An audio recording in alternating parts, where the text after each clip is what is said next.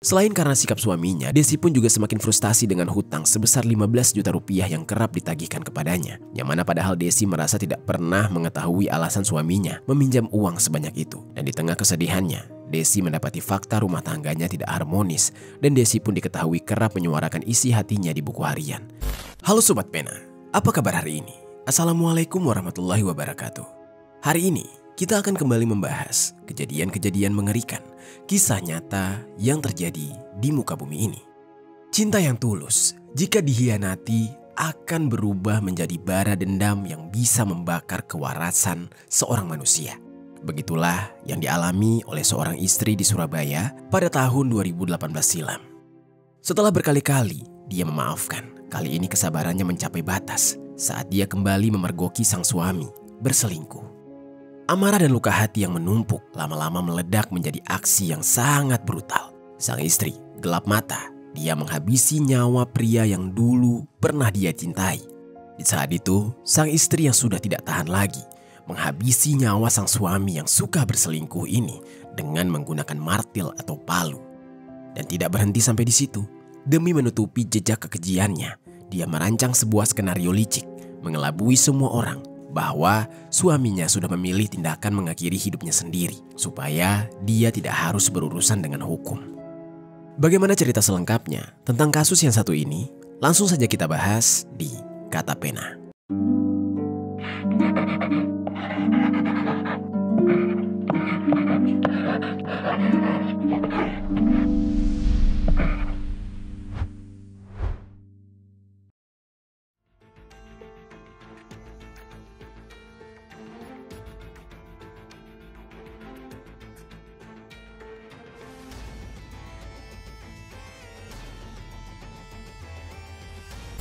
Sebelum kita mulai ke ceritanya, jangan lupa untuk subscribe channel ini dan bagikan video ini ke teman-teman kalian.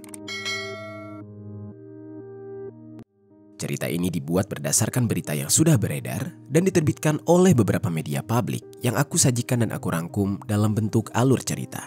Kita mulai ceritanya. Di sebuah daerah yang dijuluki sebagai kota pahlawan Surabaya, hiduplah seorang pemuda yang bernama Fendik Tri Oktasari. Dia merupakan putra dari pasangan Slamet Sri dan juga Suhartutik. Pada usianya yang masih sangat muda, sekitar 17 tahun, Fendik ini bisa dikatakan sudah berani mengambil keputusan besar di dalam hidupnya, yaitu mempersunting kekasihnya, menjadikan kekasih hatinya tersebut sebagai bagian dari hidupnya untuk selama-lamanya. Perempuan yang kini menjadi pendamping hidupnya itu bernama Desi Ayu Indriani. Usianya di saat itu bahkan setahun lebih muda dari Fendik, sekitar 16 tahun. Karena alasan cinta, dua sejoli yang bahkan masih sama-sama di bawah umur tersebut seolah sudah mantap dan yakin mampu menjalani hidup bersama, apapun yang akan mereka hadapi ke depannya. Setelah menikah, Fendik dan Desi menetap tidak jauh dari rumah orang tua mereka. Mereka menempati sebuah rumah yang sangat sederhana berukuran hanya 3 x 5 meter. Terletak di sebuah gang sempit selebar 1,5 meter di kawasan Sawah Gede, Kelurahan Kedurus, Kecamatan Karangpilang, Surabaya. Meski tempat tinggal mereka mungil dan serba terbatas, namun di sanalah mereka memulai perjalanan hidup baru sebagai pasangan suami istri dengan penuh harapan, tekad, dan impian untuk masa depan yang lebih baik. Di saat itu diketahui, tidak berselang lama setelah mereka menikah, Fendik dan Desi dikaruniai seorang anak laki-laki yang mereka beri nama Vicky Rasya Pratama. Meski usia mereka masih sangatlah muda, keduanya rupanya mampu menjalani kehidupan rumah tangga layaknya pasangan yang menikah di usia matang. Mereka saling mendukung, belajar memahami satu sama lain, dan perlahan menyesuaikan diri dengan peran baru sebagai orang tua. Pada awalnya, mereka banyak bergantung pada bantuan dari orang tua mereka untuk mencukupi kebutuhan sehari-hari. Namun seiring berjalannya waktu, Fredrik mulai menyadari tanggung jawabnya sebagai kepala keluarga. Dia pun perlahan belajar untuk mandiri dan berusaha memenuhi kebutuhan hidup keluarganya dengan kerja keras. Beberapa tahun berlalu, sekitar 6-7 tahun setelah pernikahan mereka, Fendik di saat itu mencoba menjalani berbagai usaha yang berkaitan dengan hobinya, yaitu memelihara burung. Dia sempat berjualan burung elang dan burung kicau, namun usaha tersebut tidak berjalan seperti yang diharapkan, sehingga penghasilannya pun tidak menentu. Karena penghasilan dari hobi itu tidak menentu, Fendik pun mencari sumber penghasilan lain. Dia kemudian berkeliling di sekitar Jalan Raya Mastrip, Berjualan tahu bulat, sebuah usaha yang dia tekuni sambil tetap mempertahankan hobinya, memelihara burung yang kadang-kadang masih mendatangkan keuntungan tambahan. Lalu sobat, siapa sangka hobi Fendik ini justru menjadi awal mula keretakan dalam rumah tangganya. Pernah suatu hari Fendik menghadiri acara komunitas burung hantu di Taman Bungkul bersama anak pertamanya. Dalam acara komunitas tersebut, Fendik yang sudah punya istri di rumah seolah tiba-tiba terpana dengan kecantikan seorang wanita yang juga menghadiri acara komunitas burung hantu tersebut. Mulanya Fendik yang mulai tertarik masih menepis perasaan sukanya, sehingga Fendik di saat itu berusaha dekat dengan wanita itu dengan hanya menjadikannya sebagai teman, sehingga Fendik memberanikan diri untuk berkenalan. Setelah mereka saling berkenalan, seiring berjalannya waktu, komunikasi di antara mereka semakin intens. Bahkan wanita itu sering datang ke rumah Fendik, yang mana pada awalnya memang karena hobi yang sama, namun seiring kedekatan mereka, Fendik diam-diam mulai berpaling dari istrinya dan mulai menaruh hati pada teman komunitasnya tersebut. Setelah keduanya resmi menjalin hubungan, mereka menjalani hubungan gelap dan sering sekali memanfaatkan momen acara komunitas burung sebagai alasan untuk bertemu. Atau terkadang Fendik hanya menggunakan dalih acara komunitas burung untuk bertemu dengan selingkuhannya itu. Kendati demikian, bukan berarti Desi mudah dibohongi. Desi, sang istri, entah mengapa di saat itu merasakan firasat jika suaminya menyembunyikan sesuatu darinya. Terlebih saat biasanya suaminya tersebut selalu mengajak anaknya setiap datang ke acara komunitas burung. Namun belakangan anaknya sudah tidak pernah diajak lagi. Selain itu, Desi juga merasa sikap suaminya tiba-tiba berubah. Layaknya ABG yang baru jatuh cinta, selalu terlihat salah tingkah. Terlebih setelah mendapatkan notifikasi di handphonenya. Lalu seiring berjalannya waktu, kecurigaannya tersebut seolah bukan hanya terbatas pada asumsi saja, sehingga Desi memutuskan secara diam-diam mencari tahu tentang indikasi perselingkuhan sang suami. Dan benar saja sobat, entah bagaimana caranya, Desi akhirnya mampu membuktikan perselingkuhan suaminya bersama teman komunitas burungnya tersebut. Desi yang selama ini mengira mereka hanya sebatas teman, ternyata memiliki hubungan yang lebih.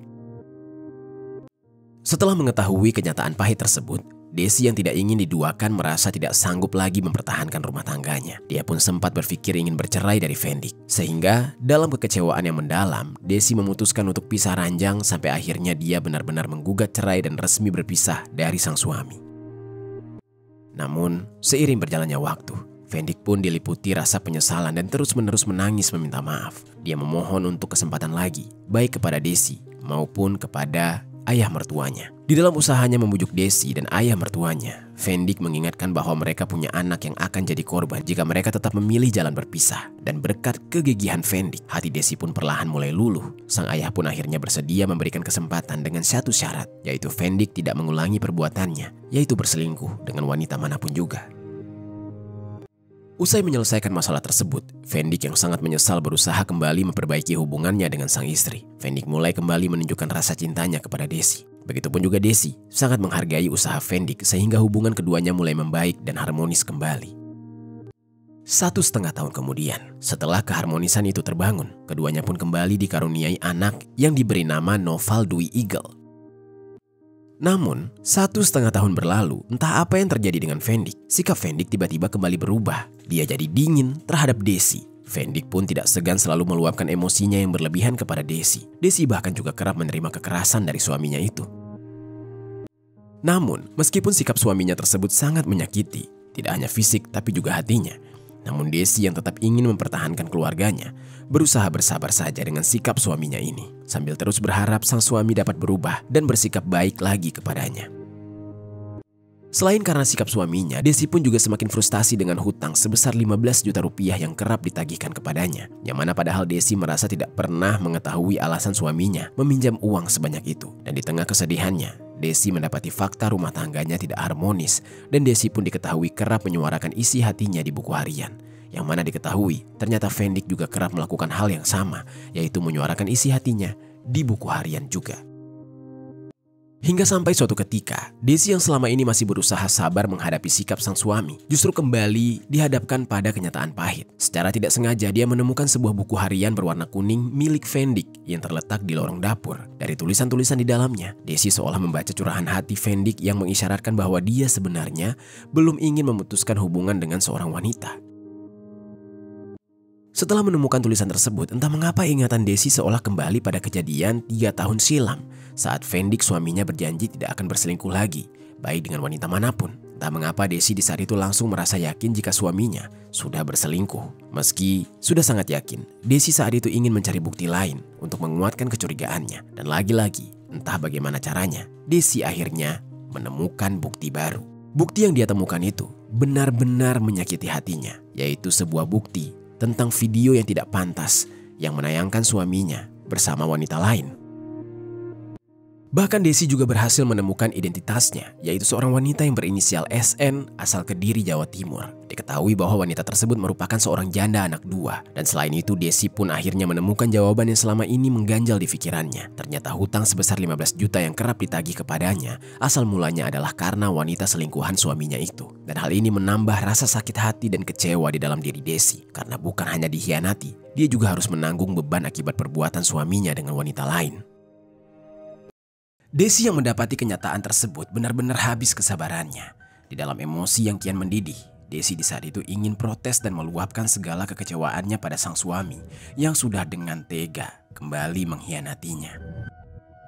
Pada malam itu, sekitar pukul 10 malam, tepat di hari Jumat tanggal 23 Maret tahun 2018, Fendik yang baru saja pulang bekerja sebagai penjual tahu bulat langsung dihujani oleh amarah Desi yang tidak terima jika dia kembali diselingkuhi. Meski suara Desi begitu menggema saat meluapkan seluruh emosinya, rupanya di saat itu diketahui bahwa pertengkaran mereka tidak didengar oleh kedua anak mereka yang sudah terlanjur tidur. Sementara itu, Fendik yang ketahuan kembali berselingkuh, dia hanya bisa duduk terdiam di ruang tengah. Sebab pria berusia 27 tahun tersebut rupanya merasa sangat bersalah kepada sang istri, sehingga dia terima saja saat istrinya memarahinya habis-habisan. Bahkan di saat itu Desi juga sampai mencakar wajah Fendik saking kesalnya, dan Fendik masih tetap diam saja.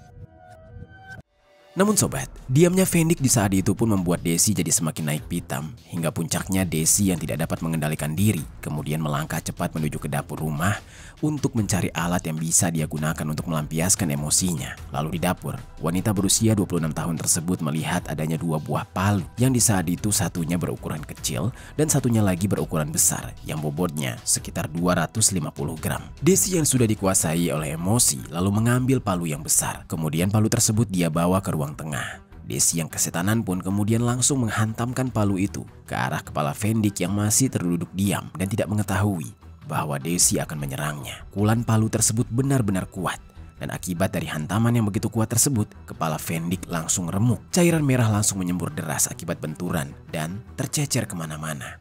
Fendik yang kepalanya dihantam palu merintih kesakitan. Di tengah ketidakberdayaan Fendik, Desi yang masih belum puas malah kembali menghantamkan palu besar tersebut sekali lagi ke arah kepala Fendik dengan tidak kalah kuatnya dari hantaman sebelumnya. Luka di kepala Fendik pun jadi semakin parah saat Fendik kembali menerima hantaman palu tersebut. Dan akibatnya, Fendik yang tidak dapat menahan rasa sakit terkapar di lantai dan sekarat. Melihat kondisi suaminya yang sekarat, Desi seketika sadar dengan perbuatannya. Desi pun jadi sangat panik di saat itu. Namun penyesalannya seolah hanya ingin lewat sebentar saja, karena setelah itu emosinya kembali menjajah dirinya. Sehingga Desi memutuskan untuk sekali lagi menghabisi suaminya yang selama ini sudah menyakitinya berkali-kali. Desi lalu mengambil lakban, lalu melakban mulut Fendik agar tidak bisa bernafas lagi. Begitu pula dengan tangan dan kakinya, juga sama diikat dengan lakban. Di dalam kondisi itu, Desi hanya membiarkan suaminya benar-benar kehabisan nafas. Dan di saat itu, tidak lama kemudian, suaminya tersebut pun tewas meregang nyawa.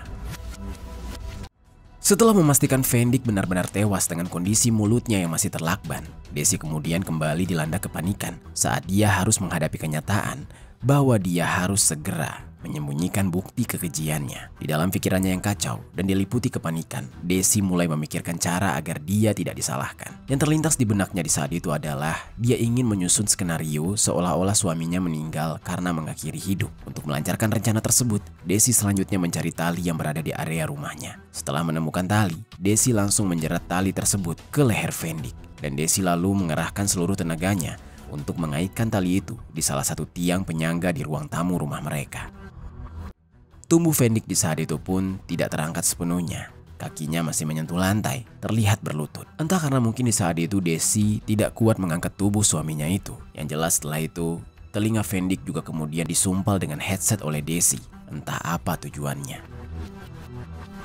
Dan agar semakin meyakinkan jika suaminya meninggal karena mengakhiri hidup, Desi ingin membuat surat wasiat tipuan yang seolah ditulis oleh suaminya sendiri. Di surat tersebut dituliskan keluhan jika suaminya mengakhiri hidup karena persoalan hutang yang mencapai 15 juta. Tidak lupa juga, Desi tentunya membersihkan setiap bekas kekejian di rumah tersebut.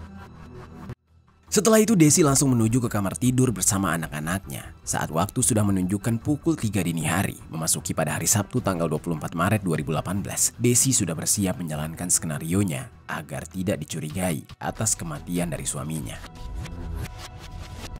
Lalu, kesunyian dini hari tersebut seketika dibuat pecah dengan suara jeritan Desi yang langsung menggegerkan warga sekitar, termasuk keluarga mereka. Mereka semua, terkhususnya orang tua Fendik, benar-benar syok ketika melihat Fendik sudah dalam posisi meregang nyawa dengan kondisi yang mengerikan. Tubuhnya tergantung dengan posisi berlutut di lantai dan lehernya terikat dengan tali serta mulutnya dalam keadaan tertutup lakban. Telinganya juga terlihat mengenakan headset. Desi yang di saat itu sebagai dalang kekejian tidak henti-hentinya berpura-pura histeris atas meninggalnya sang suami. Kejadian tersebut pun segera dilaporkan kepada pihak kepolisian yang kemudian tidak lama dari itu, pihak kepolisian yang mendapatkan laporan datang dan langsung melakukan olah TKP. Sesuai dengan keinginan Desi, pihak kepolisian pun mulanya sempat percaya jika korban meninggal karena mengakhiri hidup. Sebab pihak kepolisian menemukan adanya surat wasiat buatan Desi yang menuliskan jika Fendik memiliki hutang sebesar 15 juta rupiah. Makanya dia memutuskan untuk berbuat nekat. Namun saat melihat kondisi tubuh korban yang mana ditemukan luka benda tumpul di kepala korban, bahkan ada bekas cakaran di wajahnya, membuat polisi menjadi curiga adanya kemungkinan lain dari penyebab meninggalnya korban. Terlebih lagi, tubuh korban tidak terangkat sepenuhnya. Korban ditemukan dalam kondisi berlutut, tali yang menjerat lehernya pun tampak tidak terikat dengan kuat, bahkan posisinya berada di dagu, bukan di leher. Seolah-olah itu bukanlah cara seseorang yang ingin mengakhiri dirinya sendiri. Dan untuk benar-benar mengetahui penyebab dari meninggalnya korban, pihak kepolisian mengevakuasi jasad korban ke RSUD Dr. Sutomo untuk dilakukan proses otopsi. Dan berdasarkan hasil otopsi, tidak ditemukan bekas jeratan yang menyebabkan korban meninggal dunia. Korban justru diketahui meninggal karena hantaman benda tumpul di kepala korban yang sudah remuk. Dokter forensik memeriksa juga dan melihat adanya bekas cakaran di beberapa ruas tubuh dan juga wajah korban. Sehingga dapat dipastikan jika korban meninggal dunia bukan karena mengakhiri hidup, tetapi dihabisi secara sengaja oleh orang lain. Dan untuk mengungkap siapa pelakunya, pihak kepolisian melakukan penyelidikan lebih dalam. Desi, sang istri yang masih konsisten berpura-pura sedih, turut dibawa ke kantor polisi guna diperiksa untuk dimintai keterangan. Dari keterangan Desi, entah mengapa pihak kepolisian menemukan adanya kejanggalan, sehingga pihak kepolisian menyecar pertanyaan dan mendesak Desi, yang mana kemudian Desi akhirnya menyerah dan mengakui perbuatannya. Di hadapan polisi, Desi akhirnya membeberkan seluruh kronologi dari aksi kekejiannya tersebut secara detail dengan penuh emosi yang bercampur penyesalan. Dia mengaku semua itu dilandasi oleh rasa sakit hati yang mendalam setelah kembali memergoki sang suami berselingkuh. Dan Desi juga menjelaskan bahwa skenario seolah-olah sang suami mengakhiri hidup itu sepenuhnya adalah rekayasa. Termasuk surat wasiat yang ditemukan di dekat jasad sang suami, itu adalah karangannya sendiri. Kendati demikian, Desi menegaskan bahwa hutang sebesar 15 juta yang disebut di dalam surat itu memang benar adanya. Dia bahkan mengaku selama ini merasa sangat kesal dan tertekan karena terus-menerus dikejar oleh hutang tersebut yang ternyata digunakan oleh sang suami demi wanita selingkuhan. Setelah Desi mengakui perbuatannya, Desi pun ditetapkan sebagai tersangka. Dia di saat itu langsung ditahan di sel Mapolsek Karangpilang guna proses hukum selanjutnya. Polisi di saat itu menjerat Desi dengan pasal 44 ayat 3 Undang-Undang RI nomor 32 tahun 2004 tentang penghapusan kekerasan dalam rumah tangga dengan ancaman hukuman paling lama 15 tahun penjara.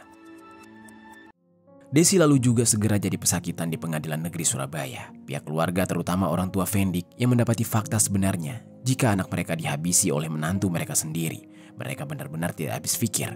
Apapun alasan menantunya tersebut sampai tega berbuat keji seperti itu. Mereka lebih dari kecewa. Mereka sangat mengutuk perbuatan Desi. Amarah dan kesedihan yang mereka rasakan pun seolah diaduk menjadi satu. Terutama kesedihan yang sangat amat mendalam saat mengantarkan anak mereka ke peristirahatan terakhir. Kedua anak Fendik dan juga Desi yang terlantar setelah ayahnya meninggal dunia dan ibunya harus dipenjara, akhirnya dirawat oleh kedua orang tua Fendik. Namun sementara itu, ketika waktu terus berlalu, termasuk proses hukum atas kekejian yang dilakukan oleh Desi, hingga pada hari Selasa tanggal 4 September 2018, sidang putusan dilaksanakan di Pengadilan Negeri Surabaya. Dalam sidang putusan tersebut, majelis hakim menjatuhkan vonis hukuman 9 tahun penjara kepada Desi. Dan atas putusan majelis hakim, Desi pun setuju. Dalam harapan dan doanya, dia berharap dapat segera bebas dan bisa kembali mengurus kedua anaknya. Itu dia sobat, kisah dari Desi, seorang istri yang muak karena terus diselingkuhi oleh sang suami dan memilih untuk mengakhiri hidup suaminya dengan menggunakan palu. Apa pelajaran yang bisa kita ambil dari kisah ini?